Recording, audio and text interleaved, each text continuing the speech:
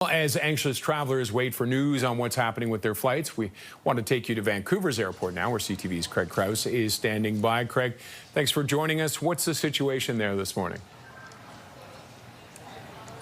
Well, good morning, Roger. So we are tracking flights that are happening just behind me here. Let's take a look at this board. So we have an 8:10 flight to Miami that have been canceled here at YVR, going to affect many passengers. Also Shanghai, Hong Kong, Denver, Osaka, and Frankfurt. Those are all the confirmed flights that have been canceled so far today out of YVR. And of course, this is affecting over 130,000 passengers every single day if this work stoppage does begin tomorrow morning across the country. Already thousands of passengers here in Vancouver are being affected by this. I've been here 3 days this week. I began on Monday speaking to passengers.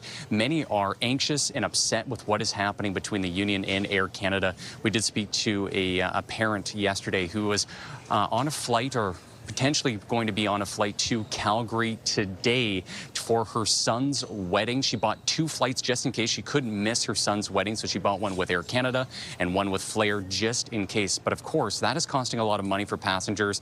But they're making ends due as they try to navigate this uncertain time. But again, tomorrow morning, there could be a nationwide stoppage if a deal is not made between the union and Air Canada over the next few hours here. Roger? And I imagine a lot of people are in similar situations where they're looking at, it's not just the flight, it's everything else that we've booked on the other end. Exactly, and as I mentioned before, the price tag is adding up for many of these families. It's been a little bit quiet here so far this morning here in the Air Canada section of YVR, but there are stages of people arriving, looking for information on their flights.